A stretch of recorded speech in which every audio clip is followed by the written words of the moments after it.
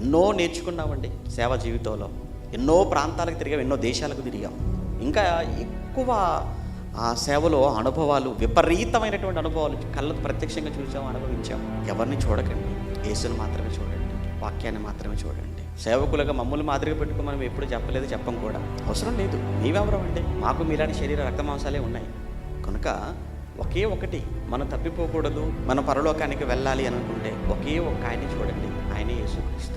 విశ్వాసమునకు కర్త, దాన్ని కొనసాగించేవాడు కూడా ఎవరు? యేసే.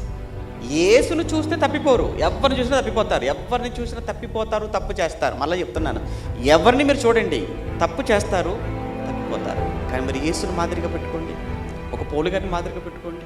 భక్తుల్ని, వాళ్ళంతా భక్తులండి, బ్రతికిన భక్తులు. వాళ్ళ కోసం పరిశుద్ధాత్మ దేవుడు రాయించాడు, సాక్ష్యం ఇచ్చాడు.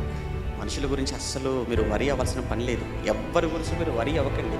ఎవరైనా ఏదో మీ దగ్గర నుంచి ఏదైనా ఆశిస్తారో, ఆశించింది వాళ్ళకి వస్తుంది అనుకున్నంత వరకు నమ్మకంగా ఉంటారు మీతో. ఒకరోజు రాదనుకున్నప్పుడు బాగా చెప్పి వెళ్ళిపోతారు. ఇది నైజం, అది మానవ నైజం అది. కానీ దేవుడు అలాంటి వాడు కాదు కదా.